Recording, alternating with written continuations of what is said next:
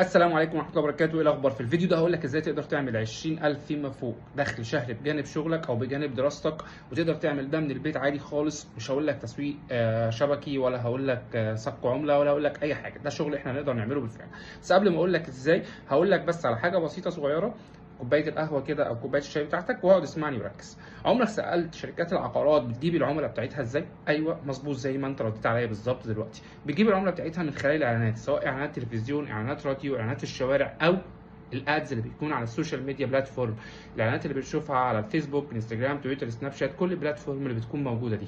مبدئيا اغلى نوع اعلانات على البلاتفورم او على السوشيال ميديا هو نوع العقارات، وده بيسمى ليدز. هنتكلم عنه في فيديوهات انا اتكلمت عنه قبل كده. طيب الليدز ده بيبقى عباره عن ايه؟ ان بيبقى الاسم ورقم التليفون بتاع العميل، بيجي هو مهتم بالمشروع بتاعي، وبيبقى مقابل فلوس على حسب طبعا نوع الاعلان، وعلى حسب الوحده، وعلى حسب حاجات كتير قوي، وعلى حسب السيجمنت، وعلى حسب حاجات كتير جدا، بس بيكون مكلف جدا. طيب هل بعد ما بيكون مكلف جدا العميل ده بيشتري بنسبه 100%؟ لا خالص. في عملاء كتير بتيجي في الادز او في ليدز وما بتشتريش، وفي عملاء برضو بتيجي السيلز بيقدر يكمل معاهم ويشتري. طيب هنا بقى الفكره اللي انا بتكلم فيها.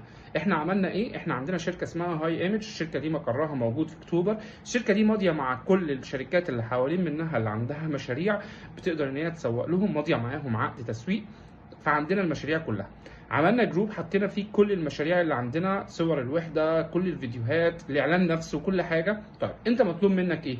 مطلوب منك بتدخل على الجروب ده اللي هيكون اللينك بتاعه تحت الفيديو تحت، في وقت الفراغ بتاعك، وانت في المواصلات، وانت نايم على السرير ماسك التليفون، في اي وقت بتاخد اللينك بتاع الجروب، بتدخل عليه، بتلاقي عندك كذا مشروع، وفوق اسم المشروع والمكان.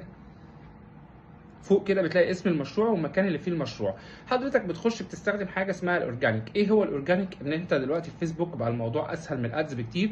تقدر مثلا لو كتبنا بيت الوطن، فهتلاقي اكتر من 20 جروب على الفيسبوك باسم بيت الوطن، وملاك بيت الوطن، ومشترين بيت الوطن، والناس اللي عايزه تشتري في بيت الوطن. لو كتبنا مثلا التوسعات الشماليه حي بوليفار، هتلاقي اسم المشروع موجود. بتدخل بتلاقي البوست انا كاتبه لك ازاي تقدر تنزله. كل اللي عليك ان انت بتشيل الرقم بتاعي وتحط الرقم بتاعك. طيب تمام، وتبدا تنزل البوستات ديت. العميل بيخش طبعا يسالك على تفاصيل. من الاهم او من الصح ان انت ما تنزلش التفاصيل كلها في البوست، عشان البوست يبقى عليه ريتش وعليه تفاعل كتير، فتبدا في ناس كتير تشوفه، فيفضل ظاهر كتير، فيفضل عليه تفاعل كتير، فما تنزلش كل التفاصيل. هيخش عميل يطلب منك التفاصيل، فبتبعت له التفاصيل برايفت اللي انا ببقى سايبها لك كلها موجوده على الجروب ده، صور وفيديوهات ومكان على الخريطه ولوكيشن واي تفاصيل انت محتاجها. ولو العميل سال في التفاصيل هي مش موجوده، بتقدر ترجع لي وانا بوفر لك على التفاصيل دي على رقم الواتساب اللي بيبقى موجود في البوست اللي انا ببقى حاطه. طيب حضرتك مطلوب منك ايه؟ بتنزل دوت. هتلاقي بوستات كتير ومشاريع كتير عندنا، بتقدر تنزل ده في الوقت الفراغ. كل اللي عليك ان انت بتتابع مع العميل. لما العميل بيخش يسالك في الكومنتس، او بيخش يسالك على الواتساب، او بيخش يسالك على ماسنجر، تخش ترد عليه بالتفاصيل برايفت. فالعميل بتحدد معاه ميعاد معينه فبتبلغني. هنا انا عندي بقى قسم من السيلز اللي عندهم الجزء الثاني، عندهم الخبره في ان هم ازاي يقدروا ينزلوا معاينه، وده جزء ثاني او جزء مهم جدا عند اي سيلز. بينزل مع العميل ده معين. طب انت حابب تيجي، حابب تتعلم ده، تنورني. طب انت مشغول، عندك دراسه، عندك شغل، بتبعت على الواتساب ان معاك عميل مهتم بالمشروع الفلاني. بعد طبعا لو هو العميل حب يسال في اي حاجه بتبعت، برد عليك، وبنبدا احنا ننزل معاه المعاينه. طيب في حاله ان العميل ضن، حضرتك بتاخد 5000 جنيه على اي مشروع. طيب هي شركتنا شغاله في ايه؟ شغاله في التسويق العقاري، شغاله في التشطيبات، وشغاله في الفرش. يعني في اي حاجه من الثلاثه دول هتاخد 5000 جنيه على اي عميل ضن معانا. طب تقدر تعرف العميل ضن معانا ولا لا من خلال ان انت بتتابع معانا، وتقدر كمان ان انت تعرف اذا كان هو ضن ولا لا. ولو حابب ان انت تقدر تنزل المعاينه، فانت ليك مطلق الحريه تقدر تنزل. لو حابب ان انت تبعته عشان انت مشغول، فبتقدر تبعته. هتلاقي اللينك موجود، وهتلاقي كل حاجه موجوده. يلا استغل وقتك، والوقت اللي انت فيه في المواصلات، والوقت اللي انت نايم فيه.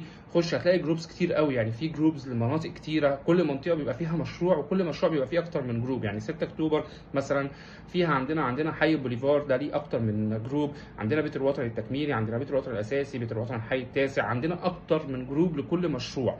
فتقدر تخش على كل الجروبات دي، وتقدر تاخد البوست كل اللي عليك كوبي بيست. حتى التفاصيل انا بعتها لك موجوده كلها. ولما العميل يسالك على تفاصيل، او ده مش يعني ده نادر تكون هي مش موجوده، بتخش بتسال، بتلاقي حد بيرد معاك. وتقدر تحدد معانا ميعاد المعاينه. بعد ما العميل بتحددها معاك ترجع لنا وبنحدد ميعاد معاينه وبنتفق عليها. العميل ضن هتقدر ان انت تحقق. لو انت حققت بيعه واحده في الاسبوع، فانت بتتكلم في 20,000 في الشهر. بيعه واحده في الاسبوع دي مش صعبه خالص لو انت بتنشر على جروبات كتير وشغال كتير.